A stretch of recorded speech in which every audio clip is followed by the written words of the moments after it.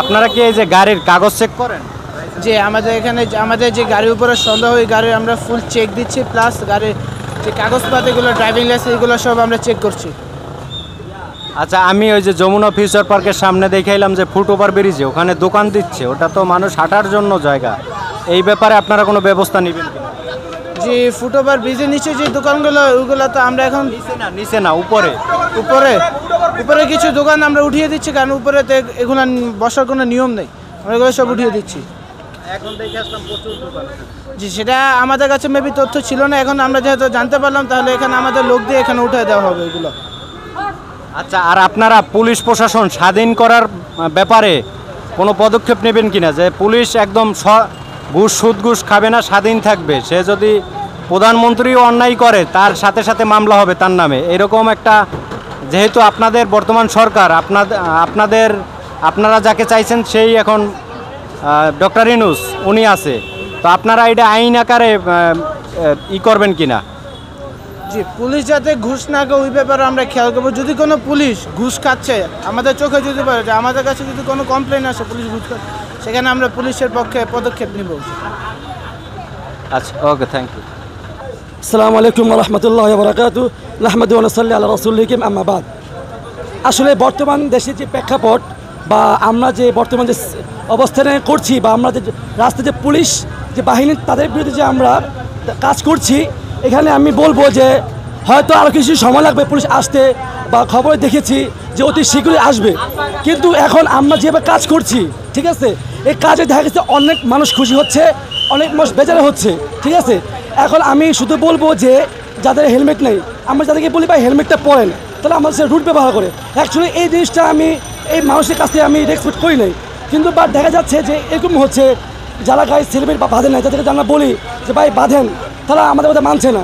বিশেষ করে local bus বড় ট্রাকগুলা যদি আমরা নিয়ন্ত্রণ করতে পারি, আশা করব যে সুন্দর বাংলাদেশ আমরা উপহার দিতে পারবো মানুষের মাঝে। আর আমরা যেহেতু বসুন্ধরা রাস্তায় কাজ চলছে, ওইদিকে রাস্তা হচ্ছে দুই লাইন, আমরা এখান দিয়ে আপনি দেখতে পাচ্ছেন যে 3 লাইন বা 4 লাইন করে হচ্ছে। যদি আমরা ওদিক থেকে টেঙ্গা দিতে না পারছি না, আমাদের শর্ট হয়ে যাচ্ছে। অতএব আপনি যদি প্রচার করছে, আমি এই কথা বলবো যে হাতের বাম পাশ লোকাল বাস সিএনজি চলবে আর হুন্ডা চলবে, আর ডান পাশে চলবে বড় ট্রাক, বড় বাস এবং প্রাইভেট কার মাইক্রো চলবে, ঠিক আছে। আর আপনি আরেকটা কথা বলেছেন যে আমাদের যমুনা ফিউচার পার্কে যে ওভারব্রিজ আছে, ফুট ওভারব্রিজের উপর যে দোকানপাটগুলো আছে, আসলে এই সমস্ত বিষয়ের উপরে আমরা পদক্ষেপ নিব সামনে, কারণ একটা মানুষ বা এতগুলো মানুষ একসাথে কাজ করছে, একটু ভুল হতেই পারে, বা আমরা আস্তে আস্তে ওর দিকে আগাবো। ইনশাল্লাহ আমরা এই সুন্দর সমাজ এটা উপহার দিব আপনাদের মাঝে, যদি আমরা সকলে স্টুডেন্ট, প্রধান পরিচয় কে মাদ্রাসা কে কলেজ ইউনিভার্সিটি এটা কোন দেখার বিষয় না, আমাদের প্রধান পরিচয় এবং সবার প্রধান পরিচয় আমরা স্টুডেন্ট পাওয়ার।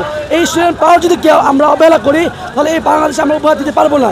আমাদেরকে সচেতন হতে হবে, আমরা যদি সবাই যদি একত্রে কাজ করি, তাহলে আমরা এই বাংলাদেশ এবং একটা সুন্দর সমাজ মানুষের মাঝে উপহার দিতে পারবো।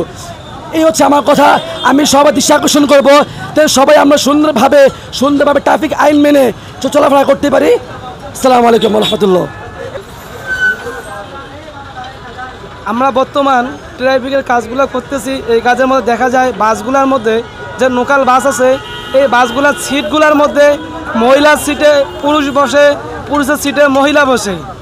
আমরা এই মিডিয়ার দ্বারা জানাচ্ছি মানুষ যেন মহিলার সিটে না বসে, আর মহিলা পুরুষের সিটে যেন না বসে। মানুষ দেখা যায় মহিলার সিটে বসলে মহিলাদের কষ্ট হয়, আর মহিলারা যদি পিছনে যায় মহিলা চিপা থেকে আসতে অনেক কষ্ট হয়। এইটা মানুষ এই দিকে দেখবে, মানুষ সচেতন হবে, এইটাই বলি, আমার কথা শেষ। Thank you. আমি যে কথাটি বলতে চাচ্ছি, বর্তমানে ট্রাফিক আইনের যে অবস্থা, যেভাবে ট্রাফিক আইন চলছে, তা যদি আরও আগে থেকে চলতো, তাহলে বর্তমান বাংলাদেশটা ইউরোপ কান্ট্রির মতো থাকতো। বর্তমানে লোকাল বাসগুলো এক সাইডে চলছে, দূরপাল্লার বাস এক সাইডে, আর ট্রাক, পিক আপ আর যেগুলো ছোটো কার সেগুলো এক সাইড দিয়ে চলছে। সেইভাবে যদি সবসময় চলতো, তাহলে এই কান্ট্রি আরও 50 বছর আগে থেকেই ইউরোপ আমেরিকার মতো চলতো। ধন্যবাদ।